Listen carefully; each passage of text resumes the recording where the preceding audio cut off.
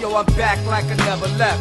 Forever fresh, and it's evident. The niggas do it for clout and for presidents. That's why I packed it up and took the severance. You know, never roll with an ego under the pico. From peons to feet on, the glowers, the knowers, the shiners, the showers, the non-stagnant, and the growers. It's the re-emergence from behind the curtains. What's really good, ladies and gentlemen? It's OG Boricua Don Dada, aka whoever knows what I feel like coming up with. I'm coming back at you with another raw and uncut. Been a minute since all the content we've gotten with MLW Confusion. Salute to the big homie. You know, we've been dropping a lot of MLW content on your head. With the off season, now MLW, I'm gonna do it this way because I feel away, right? Like I played sports my whole life, played at a pretty high level. Point guard, played some two, played defensive back, all positions, wide receiver, running back. I love sports. Sports is the thing I love the most. MLW says they're a sports league, right? So you go, okay, you have an off season, which is every sports league has an off season, right? But what does every sports league have? A draft, right? Like, so you sit back and you're like, okay, MLW did the draft recently.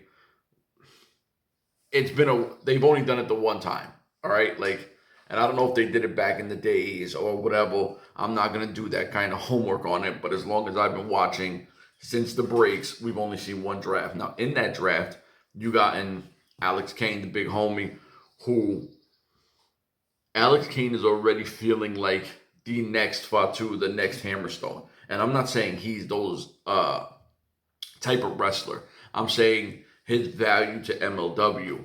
To me, they're 1 and 2. I don't care if you're a Hammerstone fan or a Fatu fan. When you think MLW, to me, I think those two names are the greatest that have ever walked in and did what they did in MLW. And I feel projection-wise, Alex Kane is taking that leap into that type of stardom in MLW where he's that guy, right? You had EJ. Not EJ, unstoppable monster. You know, we do know that he's been on AEW Dark a few times, just had a baby, God bless him, and all that good stuff, you know, but he killed an MLW as part of that draft. David Richards was the name value wow factor when that graphic came up that David Richards was in the league in MLW. It was like, oh shit. Now, unless you're one of these people who are a promotion fan, and I'm not just going to label one promotion over the other, but if you're only stuck in one promotion, you don't really know Davey Richards' work because, you know, you only watch the one thing. Guy was the truth.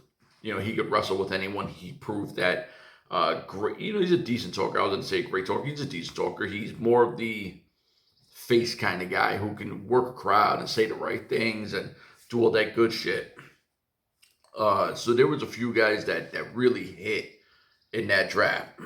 Now, when you talk sports, you need to hit on at least 2 picks, right? Because you want guys to be able to come in and start off the rip. So you go, okay, we had 3. Because I think he won the open weight he won the national open weight from Alex Kane was Davey Richards. EJ, who didn't take a loss until the tag team where they lost the belts, and he won the tag team gold. So you go, okay, 2 of the 3 so far spoke to won championships in MLW in that draft. Then you have Alex Kane, who was the national openweight champ, who had the whole run with the Opera Cup thing. Now, I'm not saying he won it, but he made that feel important. And at this point, he has on July 8th, an opening, I'll say open weight. He had the heavyweight championship match with Alexander Hammerstone. So you say, holy shit, 3 of our picks hit, right? Like, so that's a great draft. In your off season with MLW, and this is specifically court, right? How do you get the buzz to stay on? Because the one thing every MLW fan, and if like it or not, and I hope people say, yo, Court, you hear what this guy said? Because there's no hate. There's no shitting on anybody. But the one thing MLW fans say, and I know because I check Twitter and I check, you know, the Facebook chats and groups and shit like that, is everyone hates the off season because it kills it kills momentum. And that's the word every MLW fan says. It kills momentum.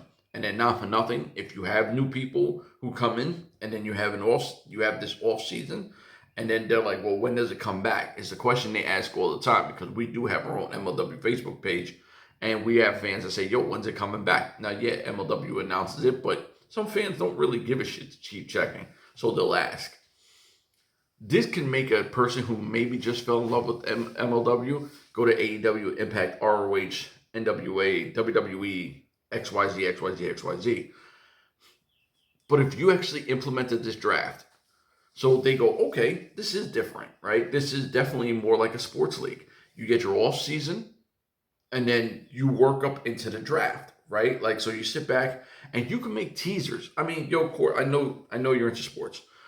How easy would it be to, we're looking at this, we're looking at who could fill into the next middleweight division, who can fit into the national open weight, what featherweight can we bring in? You can make teasers, right?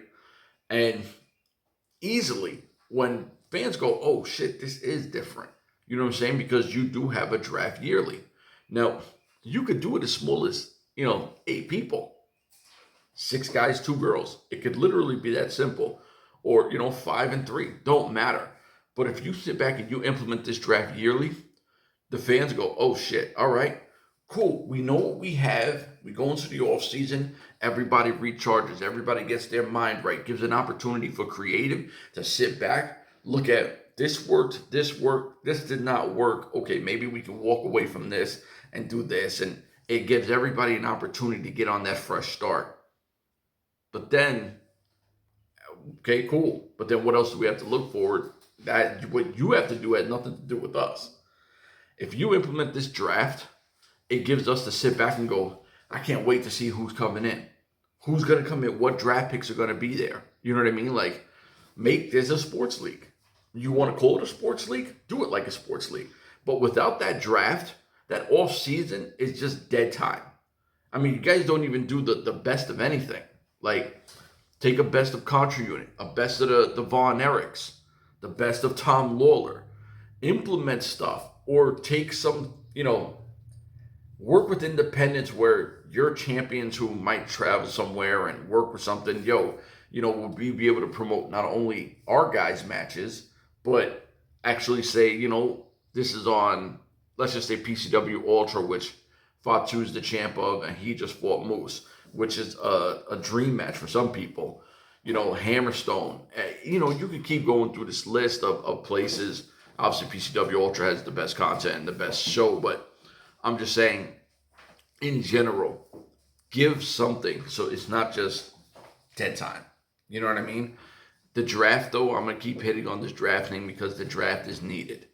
Because if you have a sports fan like me, I'm sports first, and then anything else comes second. If I sit back and I go, oh shit, I can't wait for the MLW draft, because now it becomes a thing. Now it's like who's going to be in the MLW draft? What independent guy or what stars are going to be able to be in the draft? You don't know. You know what I mean? In wrestling, there's always people who become free agents. So the hype, the excitement of who's going to be in the MLW draft, no one sits back and goes, oh man, I can't wait for the WWE draft.